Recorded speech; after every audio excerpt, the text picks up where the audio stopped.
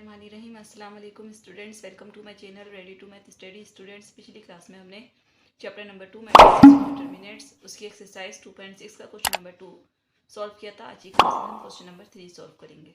Question है आपके पास, solve the non homogeneous system of linear equations using matrix inversion method. आपको जो है नॉन होमोजीनियस इक्वेशंस को जो है वो सॉल्व करना है मैट्रिक्स मेथड की मदद से। तो स्टार्ट करते हैं क्वेश्चन। तो ये हमारे पास जो इक्वेशन है, सबसे पहले इसको मैट्रिक्स फॉर्म में कन्वर्ट करते हैं। इसके लिए लिख लेते हैं, we write the system of linear equations to the matrix form. इसको मैट्रिक्स फॉर्म में कन्वर्ट कर लेते हैं और मैट्रिक्स फॉर्म होती है हमारे पास Ax is equal to b. तो हम सबसे पहले ए मैट्रिक्स बनाते हैं। ए मैट्रिक्स बनाने के लिए ये हमारे पास x और y की z के कोफिशिएंट है, इन्हें लिख लेते हैं। यहाँ x का कोफिशिएंट 1, अगेन 2, अगेन 1, y का कोफिशिएंट 2 और y का कोफिशिएंट यहाँ पर -1 और 1, z का कोफिशिएंट 1, 1 और -1। और x का मतलब है यहाँ वेरिएबल्स। यहाँ वेरिएबल्स हमारे पास x, y, z है। x, y और z और इज इक्वल, और यहाँ b के नंबर लिख लेते हैं। कांस्टेंट हमारे पास 8, 3, 0। तो यहाँ हम सपोज कर लेते हैं, लेट ये जो हमारा मैट्रिक्स था ये हमने a के बदले लिखा है, तो हम यहाँ इसको a के इक्वल सपोज कर लेते हैं। a इक्वल है हमारे पास 1, 2, 1, 2 -1, 1 और 1, 1 -1 के।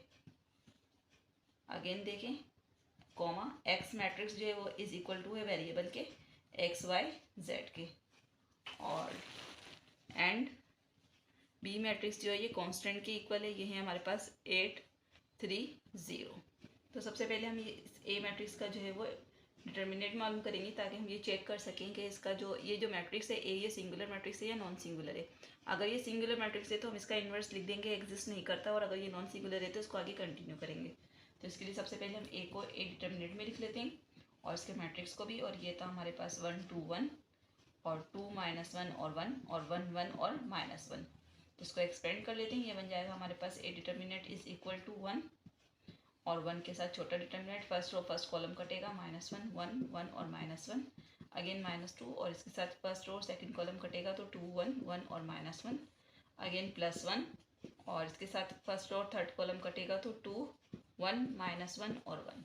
इसको और एक्सपेंड कर लेते हैं। तो ये बन जाएगा हमारे पास 1 और कर्ली ब्रैकेट यहाँ हो जाएगा -1 मल्टीप्लाई बाई -1 और -1 multiply by 1, again -2 curly bracket और यहाँ 2 मल्टीप्लाई बाई -1 और माइनस यहाँ 1 मल्टीप्लाई बाई 1 और +1 और यहाँ हो जाएगा कर्ली ब्रैकेट और यहाँ बन जाएगा 2 मल्टीप्लाई बाई 1 और -1 मल्टीप्लाई बाई 1। अगेन ये बन जाएगा हमारे पास A determinant is equal to 1 और यहाँ देखिए माइनस माइनस प्लस 1 1 1 और -1 1 1, -2 अगेन -2 1 2 और -1 1 1, अगेन +1 और 2 1 2 और माइनस माइनस प्लस और 1 1 1। Again A determinant is equal to 1 और 1 में से 1 माइनस होगा तो 0, -2 और यहाँ -2 और -1 हो जाएगा -3, अगेन +1 और 2 और 1 हो जाएगा हमारे पास यहाँ पर 3। अगेन देखिए A determinant is equal to 1 0 0 और माइनस माइनस प्लस 2 3 6 और +1 3 3। अगेन देखें A determinant is equal to, ये हो जाएगा हमारे पास 0 6 + 3 हो जाएगा हमारे पास 9। तो ए डिटर्मिनेंट का आंसर देखिए 9 आ गया। तो हम यहाँ लिख लेते हैं कि ए डिटर्मिनेंट जो है वो not equal to 0, it is non singular matrix, so the inverse is exist. तो इसका इनवर्स जो है वो एग्जिस्ट करेगा। तो हम इसको आगे कंटिन्यू करते हैं। यहाँ तक करने के बाद देखेंगे ये नॉन सिंगुलर मैट्रिक्स है, इसका इनवर्स एग्जिस्ट करेगा। इनवर्स मालूम करने के लिए हमें इनवर्स मेथड जो है वो यूज़ करना है। उसके लिए हमें पहले डिटर्मिनेंट चाहिए होता है, फिर एडजॉइंट चाहिए होता है। तो सबसे पहले हम एडजॉइंट मालूम करते हैं। तो इसके लिए हम लिख लेते हैं, for adjoint of A matrix, adjoint अगर हम ए मैट्रिक्स का निकालते हैं तो उसके लिए फॉर्मूला होता है A11 A12 और A13, अगेन A21 A22 और A23, अगेन A31 और A32 और A33। ये फॉर्मूला हम पहले भी पढ़ चुके हैं। तो इसकी हेल्प से हम सबसे पहले एडजॉइंट मालूम करेंगे, फिर हम एडजॉइंट को इन्वर्स से डिवाइड करवा देंगे तो हमें इन्वर्स मालूम होगा, फिर हम आगे उसको और कंटिन्यू करेंगे। तो सबसे पहले हम ये सारे कोफैक्टर्स जो है वो मालूम करते हैं। तो इसके लिए सबसे पहले हम A11 मालूम करते हैं और इसके लिए हम फॉर्मूला बनाएंगे -1 की पावर 1 + 1 ये नंबर पावर बन जाएंगे और डिटर्मिनेंट और फर्स्ट कॉलम को कैंसिल करेंगे। तो इसके लिए सबसे पहले हम अपना मैट्रिक्स लिख लेते हैं। जो हमारे पास मैट्रिक्स था ए, और वो था हमारे पास 1 2 1 2 -1 और 1 और 1 1 और -1। ये हमारे पास ए मैट्रिक्स था। इसके हम कोफैक्टर्स जो है वो मालूम करेंगे। तो सबसे पहले इसके लिए फर्स्ट कॉलम कट करेंगे तो ये जाएगा -1 1 और 1 और -1।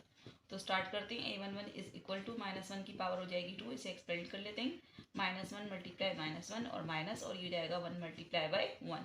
तो देखें a11 इज इक्वल टू -1 को 2 टाइम मल्टीप्लाई करेंगे तो +1 बनेगा, और यहाँ से 1 1 ज़ा 1 और -1 1 ज़ा 1, और ये बन जाएगा हमारे पास a11 इज इक्वल टू 1 में से 1 माइनस होगा तो 0। तो सिंपल हमारे पास a11 का आंसर तो 0 आ चुका। अगेन हम अब a12 मालूम कर लेते हैं। a12 के लिए हम फॉर्मूला लिखेंगे -1 की पावर 1 + 2 और डिटर्मिनेंट बनाएंगे और फर्स्ट रो और सेकंड कॉलम को कट करेंगे तो 2 1 1 और -1 बचेगा, और यहाँ से a12 इज इक्वल टू ये बन जाएगा -1 की पावर 3, और इसको एक्सपेंड करेंगे 2 मल्टीप्लाई बाई -1 और -1 मल्टीप्लाई बाई 1। अगेन देखें a12 इज इक्वल टू -1 को 3 टाइम मल्टीप्लाई करेंगे तो -1 और -2 1 ज़ा 2 और -1 1 ज़ा 1, और a12 इज इक्वल टू -1, और यहाँ से देखिए माइनस माइनस प्लस तो -3, तो ये बन जाएगा a12 is equal to minus minus plus और 1 3 ज़ा 3। आंसर आ गया हमारे पास 3। देखिए हम मालूम कर लेते हैं a13, और इसके लिए हम यहाँ लिख लेते हैं -1 की पावर 1 + 3। अब हम फर्स्ट रो और थर्ड कॉलम को कट करते हैं 2 1 -1 और 1, तो ये बन जाएगा a13 इज इक्वल टू -1 की पावर हो जाएगी 4, और कर्ली ब्रैकेट ये बन जाएगा 2 multiply by 1 minus -1 multiply by 1 bracket close. Again a13 is equal to -1 को 4 टाइम मल्टीप्लाई करेंगे तो +1, और 2 1 ज़ा 2 और माइनस माइनस प्लस 1 1 ज़ा 1, और ये बन जाएगा a13 इज इक्वल टू 1 और 2 और 1 हो जाएगा 3, और ये जाएगा 1 3 ज़ा 3, तो a13 का आंसर हमारे पास आ गया 3। अगेन हम a21 मालूम कर लेते हैं। तो हम यहाँ लिख लेते हैं a21 इज इक्वल टू -1 की पावर 2 + 1 और एक डिटर्मिनेंट। अब हम सेकंड रो और फर्स्ट कॉलम को कट करते हैं तो यहाँ से बचेगा 2 1 1 और -1, और ये जाएगा a21 इज इक्वल टू -1 की पावर 3 और कर्ली ब्रैकेट यहाँ बन जाएगा 2 मल्टीप्लाई बाई -1 और -1 मल्टीप्लाई बाई 1, और ये बन जाएगा a21 इज इक्वल टू -1 को 3 टाइम मल्टीप्लाई करेंगे तो -1 और -2 1 ज़ा 2 और -1 1 ज़ा 1, और ये बन जाएगा a21 इज इक्वल टू -1 और माइनस माइनस प्लस हो जाएगा -3, तो 1 3 ज़ा 3 और माइनस माइनस प्लस, तो a21 का आंसर भी हमारे पास आ गया 3। अब हम a22 मालूम कर लेते हैं, और इसके लिए हमारे पास फॉर्मूला होगा -1 की पावर 2 + 2। अब हम सेकंड रो और सेकंड कॉलम को कट करेंगे तो 1 1 और 1 और -1 बचेगा, और ये बन जाएगा हमारे पास a22 इज इक्वल टू -1 की पावर बन जाएगी 4, और कर्ली ब्रैकेट ये बन जाएगा 1 मल्टीप्लाई बाई -1 और -1 मल्टीप्लाई बाई 1, और ये बन जाएगा हमारे पास a22 इज इक्वल टू -1 को 4 टाइम मल्टीप्लाई करेंगे तो +1 और 1 1 ज़ा 1 -1 और 1 1 ज़ा 1। अगेन ये बन जाएगा a22 इज इक्वल टू और ये 1 और ये हो जाएगा माइनस माइनस प्लस और ये जाएगा -2, और ये बन जाएगा a22 is equal to -2। a23 मालूम कर लेते हैं, और इसके लिए हम यहाँ लिख लेते हैं a23 इज इक्वल टू -1 की पावर हो जाएगा 2 + 3, और यहाँ हमारे पास बन जाएगा सेकंड रो और थर्ड कॉलम कट होगा तो ये हमारे पास बन जाएगा 1 1 और 2 1, तो ये बन जाएगा a23 इज इक्वल टू -1 की पावर बन जाएगी 5, और कर्ली ब्रैकेट ये बन जाएगा 1 मल्टीप्लाई बाई 1 और -1 मल्टीप्लाई बाई 2, और देखें ये बन जाएगा हमारे पास a23 इज इक्वल टू -1 को 5 टाइम मल्टीप्लाई करेंगे तो -1, और यहाँ से 1 1 ज़ा 1 और -2 1 ज़ा 2, तो ये बन जाएगा a23 इज इक्वल टू -1, और यहाँ से प्लस माइनस माइनस यहाँ से भी -1 और 1 1 ज़ा 1 माइनस माइनस प्लस, तो a23 का आंसर हमारे पास आ गया +1। अगेन हम हमारे पास नंबर है a31, और इसके लिए हम यहाँ लिख लेते हैं -1 की पावर 3 + 1 और कोफैक्टर बनाते हैं, और थर्ड और फर्स्ट कॉलम को कट करेंगे तो 2 -1 1 और 1, और ये बन जाएगा a31 इज इक्वल टू और ये आएगा -1 की पावर 4, और ये जाएगा 2 मल्टीप्लाई बाई 1 माइनस और -1 मल्टीप्लाई बाई 1 ब्रैकेट क्लोज, और ये बन जाएगा a31 इज इक्वल टू -1 को 4 टाइम मल्टीप्लाई करेंगे तो +1 और 2 1 ज़ा 2 माइनस माइनस प्लस 1 1 ज़ा 1, और ये बन जाएगा a31 इज इक्वल टू 1 और 2 और 1 हो जाएगा 3, और ये बन जाएगा हमारे पास 1 3 ज़ा 3, और ये बन गया हमारे पास a31 का आंसर 3। अगेन हम अब a32 मालूम कर लेते हैं, और इसके लिए -1 की पावर बन जाएगी हमारी 3 + 2, और यहाँ कोफैक्टर, और यहाँ पर हमारे पास थर्ड रो और सेकंड कॉलम कटेगा तो हमारे पास यहाँ से बचेगा 1 2 और 1 1, और ये बन जाएगा a32 इज इक्वल टू -1 की पावर बन जाएगी 5, और कर्ली ब्रैकेट ये बन जाएगा 1 मल्टीप्लाई बाई 1 -2 मल्टीप्लाई बाई 1, और ये बन जाएगा A32 इज इक्वल टू -1 को 5 टाइम मल्टीप्लाई करेंगे तो -1 और 1 1 ज़ा 1 -2 1 ज़ा 2 और ये बन जाएगा A32 इज इक्वल टू -1 और यहाँ से भी प्लस माइनस माइनस तो यहाँ से भी 1 और ये बन जाएगा 1 1 ज़ा 1 और A32 का आंसर हमारे पास आ गया 1। लास्ट को फैक्टर A33 इसे मालूम कर लेते हैं। ये हमारे पास A33 इज इक्वल टू -1 की पावर बन जाएगी 3 + 3 और थर्ड रो और थर्ड कॉलम को कैंसिल करेंगे तो 1 2 2 और -1 बचेगा और ये बन जाएगा A33 इक्वल टू -1 को -1 की पावर बन जाएगी 6 और यहाँ बन जाएगा 1 1 मल्टीप्लाई -1 और -2 मल्टीप्लाई बाई 2 और देखिए ये बन जाएगा A33 इक्वल टू -1 को 6 टाइम मल्टीप्लाई करेंगे तो +1 और यहाँ से 1 1 ज़ा 1 माइनस और 2 2 ज़ा 4 अगेन ये बन जाएगा हमारे पास A33 इक्वल टू 1 और माइनस माइनस प्लस हो जाएगा -5 और 5 1 ज़ा 5 और ये हो गया -5 तो A33 का आंसर हमारे पास आ गया -5। तो अब हम यहाँ लिख लेते हैं now adjoint of A matrix is equal to, अब देखिए A11 का आंसर हमारे पास आया था 0, A12 का आंसर हमारे पास आया था 3, अगेन A13 का आंसर आया था 3, A21 का आंसर था हमारे पास 3 और A22 का आंसर था हमारे पास -2 और A23 का आंसर था हमारे पास 1 और A31 का आंसर था हमारे पास 3 और A32 का आंसर है हमारे पास 1 और A33 का आंसर आया हमारे पास -5। अब हम यहाँ पे फॉर्मूला लिख देते हैं। नाउ हमारे पास फॉर्मूला क्या होता है, हमारे पास अगर A इनवर्स हमें मालूम करना होता है तो उसके लिए हम यहाँ पर एडजॉइन ऑफ A मैट्रिक्स को डिवाइड करवाते हैं डिटर्मिनेंट ऑफ A मैट्रिक्स से। तो यहाँ हम इसको डिवाइड करवाने के लिए लिख लेते हैं, तो हम यहाँ लिख लेते हैं now A inverse is equal to, तो हम यहाँ एडजॉइन के डिटर्मिनेंट लिख लेते हैं। ये था हमारे पास 0 3 3 अगेन 3 -2 और 1 और 3 1 और -5 और A डिटर्मिनेंट का आंसर हमने शुरू में निकाला था वो हमारे पास आया था 9, यहाँ हम उसे लिख लेते हैं 9। हमारे पास फॉर्मूला था ऑल्सो कि हमारे पास AX इक्वल था B के और यहाँ से हमें x जो है वो वेरिएबल्स थे वो हमें मालूम करना है। तो अगर हम x को ऐसे कर दें कि A मल्टीप्लाई हो रहा है तो डिवाइड बन जाएगा, तो ये बन जाएगा A इनवर्स B। अब हम इसके अंदर इनकी वैल्यूज़ को पुट करते हैं। x की जगह हमारे पास वेरिएबल थे x y z, उसे पुट कर देते हैं और A इनवर्स की जगह पर हमारा ये जो आंसर आया इसे पुट कर लेते हैं। ये हमारे पास 0 3 3 3 -2 और 1 और 3 1 और -5 और इसके नीचे डिटर्मिनेंट का आंसर जो है हमारे पास 9 और यहाँ पर B का मैट्रिक्स और B मैट्रिक्स हमारे पास जो आया था उसे लिख लेते हैं। B मैट्रिक्स था हमारे पास 8 3 और 0। यहाँ तक करने के बाद देखिए अगेन A इनवर्स का मैट्रिक्स जो है वो B से मल्टीप्लाई हो रहा है, तो हम दोनों को पहले मल्टीप्लाई करते हैं फिर इसको हम डिवाइड कर देंगे।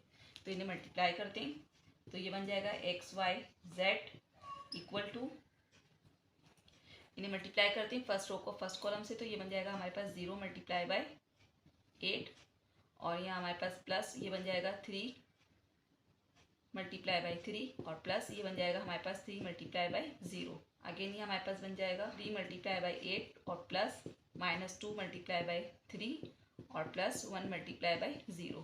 अगेन ये बन जाएगा हमारे पास 3 मल्टीप्लाई बाई 0 और 3 मल्टीप्लाई बाई 8 और 1 मल्टीप्लाई बाई 3 और प्लस और -5 मल्टीप्लाई बाई 0 और इसके नीचे हम यहाँ डिटर्मिनेंट लिख देते हैं। डिटर्मिनेंट का आंसर हमारे पास आया था 9।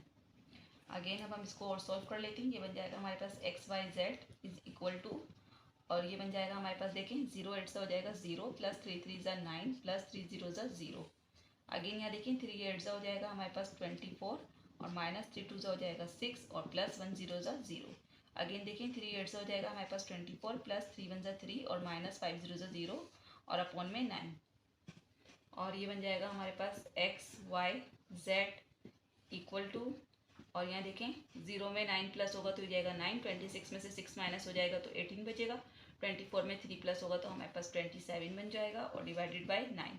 अब इसको 9 से डिवाइड कर देते हैं तो x y z equal to, तो देखिए ये बन जाएगा हमारे पास 9/9, ये हो जाएगा 18/9 और ये हो जाएगा 27/9।